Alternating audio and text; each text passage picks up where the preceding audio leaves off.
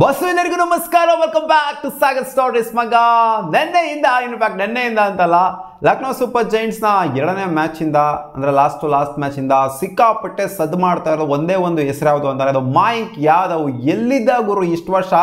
ಯಾರು ಗುರು ಈ ಮಾಯಾಂಕ್ ಯಾದವ್ ಎಲ್ಲ ಎದ್ರಕಂತಿಲ್ಲ, ಹೋಗ್ತಿದ್ರಲ್ಲ ಗುರು, ಎಲ್ಲ ಬ್ಯಾಟ್ರಸ್ಗಳೆಲ್ಲ ಶೇಕ್ ಆಗ್ತಾ ಇದಾರಲ್ಲ ಗುರು ಅಂತ ಎಲ್ಲ ಮಾತಾಡೋ ಥರ ಆಗಿದೆ.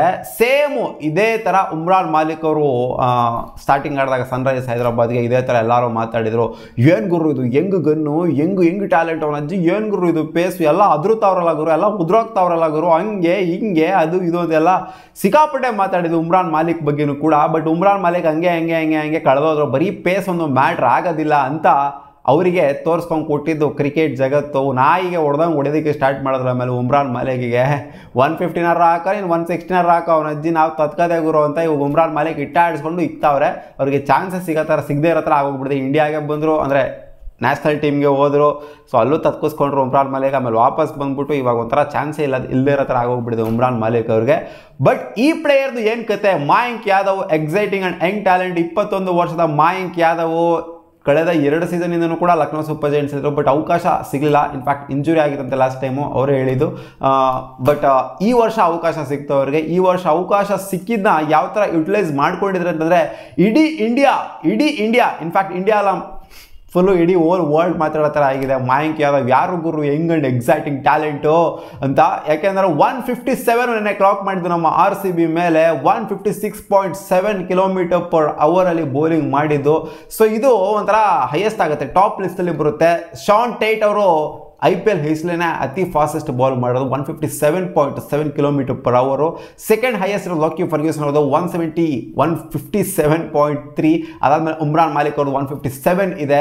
ಆಸ್ ಎ ಇಂಡಿಯನ್ ನೋಡ್ತಾರೆ ಇದು ಸೆಕೆಂಡ್ ಹೈಯೆಸ್ಟ್ ಆಗುತ್ತೆ 156.7.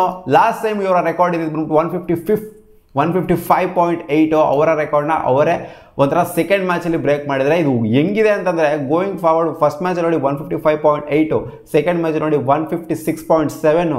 ಗೊತ್ತಿಲ್ಲ, ಶಾನ್ ಟೇಟ್ ಅವರ ರೆಕಾರ್ಡ್ ಒಂಥರ ಥ್ರೆಟ್ಟಲ್ಲಿದೆ ಅಂತ ಹೇಳಬೇಕು. ಉಮ್ರಾನ್ ಮಾಲಿಕ್ ಅವರು ಅವರ ರೆಕಾರ್ಡ್ನ ಮುರಿಯೋದಕ್ಕಾಗಿಲ್ಲ.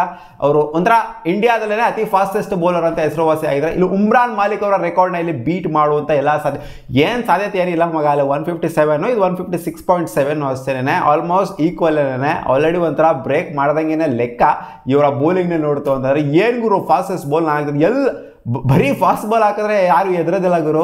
ಏನು ವೇರಿಯೇಷನ್ ಇಟ್ಕೊಂಡಿದ್ರೆ ಬೌನ್ಸರ್ ಬೇಕಾದಾಗ ಬೌನ್ಸರ್ ಹಾಕ್ತಾರೆ, ಒಂದೇ ಥರ ಎತ್ತುಚ್ಚವಿದಾಗ ಬಂದ್ಬಿಟ್ಟು ಉಮ್ರಾನ್ ಮಾಲಿಕ್ ಹಂಗೆ ಆಗ ಒಂದೇ ಥರ ಬಾಲ್ ಹಾಕ್ತಿರ್ತಾರೆ, ಒಂದೇ ಥರ ಹೊಡ್ಸ್ಕೊಂತ ಇರ್ತಾರೆ. ಸುಮ್ಮನೆ ಓಡ್ಬಂದು ಜೋರಾಗಿ ರಮ್ ಅಂತ ಹಾಕ್ತಿರ್ತಾರೆ. ಸೊ ಅವ್ರಿಗೆ ವೇರಿಯೇಷನ್ ಇಲ್ಲ, ವೇರಿಯೇಷನ್ ಕಲಿಬೇಕು ಅಂತ ಹೇಳ್ಕೊಂಡು ಬಂದಿದ್ದೇ ಆಗಿತ್ತು. ಅವ್ರು ಕಲೀಲ ಕಡೆಗೂ, ಅದಕ್ಕೆ ಅವ್ರು ಈ ಒಂದು ಪೊಸಿಷನ್ ಇರೋದು. ಬಟ್ ಮಾಯಾಂಕ್ ಯಾದವ್ ಆ ಥರ ಅಲ್ಲ ಗುರು. ಏನು ವೇರಿಯೇಷನ್ ಇಟ್ಕೊಂಡಿದ್ರೆ ಯಾವಾಗ ಯಾವ ಥರ ಬಾಲ್ನ ಬಿಡಬೇಕು, ಹಾರ್ಡ್ ಲೆಂತ್ನ ಹಿಟ್ ಮಾಡ್ತಾರೆ, ಕುಕ್ತಾರೆ, ಅದು ಫಾಸ್ಟೆಸ್ಟ್ ಆಗಿ ಹೋಗುತ್ತೆ ಗುರು. ಅವ್ನ ಅಜ್ಜಿ ಬೌನ್ಸರ್ ಹಾಕಿದ್ರು ಕೂಡ ಅದು ಫಾಸ್ಟೆಸ್ಟ್ ಬೌನ್ಸರ್ನ ಹಾಕ್ತಾರೆ. ಏನು ಅವ್ನ ಅಜ್ಜಿ ನೆನ್ನೆ ಅಂತ ಇವರು ಕಳೆದೋಗ್ಬಿಟ್ಟಿದ್ರೆ ಹಂಗೇನೆ. ಅನುಜ್ ಜಾವತ್ ತಬ್ಬಿಬಾಗಿ ಹೋಗ್ಬಿಟ್ರು, ರಜತ್ ಪಟೇಲ್ಗೂ ಸೈಕ್ ಆಗೋಗ್ಬಿಟ್ಟಿತ್ತು ಇವರು ಬಾಲ್ನ ಆಡಬೇಕಾದ್ರೆ.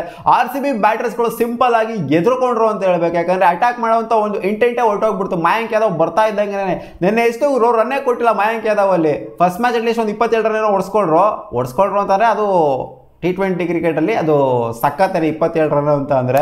ವಿಕೆಟ್ಸ್ನ ತೆಗೆದ್ರ ಜೊತೆಗೆ 3 ವಿಕೆಟ್ನ 2 ಮ್ಯಾಚಲ್ಲಿ ತೆಗೆದಿದ್ದಾರೆ. ಅವನ ಅಜ್ಜಿ ಹೆಂಗೆ ಕಳೆದ್ರು ಅಂತಂದರೆ ಬ್ಯಾಟರ್ಸ್ಗಳು ಸ್ಟ್ರಗಲ್ ಮಾಡಿದ್ರು. ನಮ್ಮ RCB ಒಂಥರ ಸಿಕ್ಕಾಪಟ್ಟೆ ಭಯಪಟ್ಟರು ಅಂತ ಹೇಳಬೇಕು. ಇನ್ಕ್ಲೂಡಿಂಗ್ ಕೆಮ್ರಾನ್ ಗ್ರೀನು ಅವರು ಕೂಡ ಡಿಫೆಂಡ್ ಮಾಡ್ಕೊಳ್ಳೋದಕ್ಕೂ ಅಟ್ಯಾಕ್ ಮಾಡೋದಕ್ಕೆ ಯಾರು ಕೂಡ ನೋಡಿಲ್ಲ.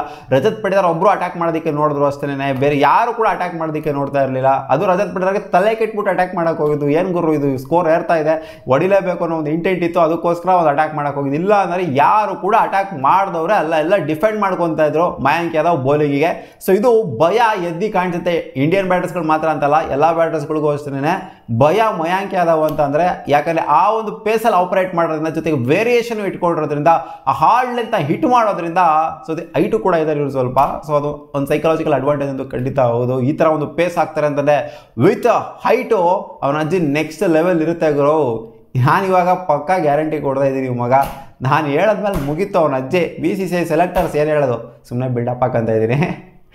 ಮಯಾಂಕ್ ಯಾದವ್ನ ಇನ್ನು ಕೆಲವೇ ತಿಂಗಳಲ್ಲಿ ನಾವು ಇಂಡಿಯನ್ ನ್ಯಾಷನಲ್ ಟೀಮಲ್ಲಿ ನೋಡ್ಬೋದು ಮಗ. ಇದ್ರ ಜೊತೆಗೆ ಇನ್ನೂ ಒಂದು ಹೆಸರು ಯಾವುದು ಅಂತ ಅಂದರೆ ಅದು ರಿಯಾನ್ ಪರಾಗ್ ಆ್ಯಂಡ್ ಮಯಾಂಕ್ ಯಾದವ್, ಈ ಇಬ್ಬರು ಪ್ಲೇಯರ್ಸ್ಗಳನ್ನ ಇಂಡಿಯನ್ ಟೀಮಲ್ಲಿ 100% ಈ ವರ್ಷದಲ್ಲೇ ನೋಡ್ಬೋದು ಅಂತ ನಾನು ಪರ್ಸ್ನಲಿ ಅನ್ಕೊತಾ ಇದ್ದೀನಿ. ಯಾಕಂದರೆ ಇವರು ಅಷ್ಟೇ ರಿಯಾನ್ ಪರಾಗ್ ಅವರೇನು ಸುಮ್ಮನೆ ಅಲ್ಲ, ಅವರು ಈ ಕ್ಯಾಲೆಂಡರ್ ಇಯರ್ಲಿ ಅಂದರೆ ಲಾಸ್ಟ್ ಕ್ಯಾಲೆಂಡರ್ ಇಯರಲ್ಲಿ ಸಿಕ್ಕಾಪಟ್ಟೆ ಡೊಮ್ಯಾಸ್ಟಿಕಲ್ ರನ್ಗಳ ಚಚ್ಚಾಕ್ಬಿಟ್ಟಿದ್ದಾರೆ.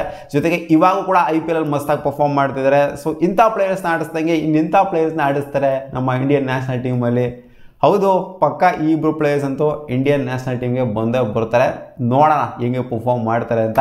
ಒಟ್ಟಿನಲ್ಲಿ ಭಯ ಹುಟ್ಟಿಸೋವಂಥ ಇಂಡಿಯನ್ ಬೌಲರು ಇಷ್ಟು ದಿನ ಸಿಕ್ಕಿರಲಿಲ್ಲ. ಅಂದರೆ ಬ್ಯಾಟರ್ಸ್ಗಳಿಗೆ ಭಯ ಹುಟ್ಟಿಸೋವಂಥ ಪೇಸ್ ಇರೋವಂಥ ಇಂಡಿಯನ್ ಬೌಲರ್ಗಳು ಸಿಕ್ಕಿದ್ದಾರೆ. ಏನು ಉಮ್ರಾನ್ ಮಾಲಿಕ್ ಸಿಕ್ಕಿದ್ರಿಲ್ಲ ಅಂತಲ್ಲ, ಬಟ್ ಭಯಗೆ ಎಲ್ಲ ಏನಿಲ್ಲ, ಹುಚ್ಚನಾಗಿ ಹೊಡೆದಂಗೆ ಹೊಡಿತಿದ್ರು ಓವರ್ಸೀಸ್ ಪ್ಲೇಯರ್ಗಳು ಬಂದ್ಬಿಟ್ಟು. ಬಟ್ ಈ ಥರ ಒಂದು ಭಯ ಹುಟ್ಟಿಸೋವಂಥ ಬೌಲರು ನಮ್ಮ ಇಂಡಿಯಾದಲ್ಲಿ ಹುಟ್ಕೊಂಡಿರಲಿಲ್ಲ. ಹೌದು, ಇದರಿಲ್ಲ ಅಂತಲ್ಲ, ಬೇರೆ ಥರ ಭಯ ಹುಟ್ಟಿಸೋವಂಥ, ಬಟ್ ಪೇಸಿಂದ ಭಯ ಹುಟ್ಟಿಸೋವಂಥ ಬೌಲರ್ಗಳು ಜಾಸ್ತಿ ಇರಲಿಲ್ಲ. ಬಟ್ ಪೇಸಿಂದ ಭಯ ಹುಟ್ಟಿಸೋವಂಥ ಬೌಲರ್ ಈಗ ಹುಟ್ಕೊಂಡಿರೋದು ನಮಗೆ ಒಂಥರ ಸಿಕ್ಕಾಪಟ್ಟೆ ಖುಷಿ ಆಗ್ತಿದೆ.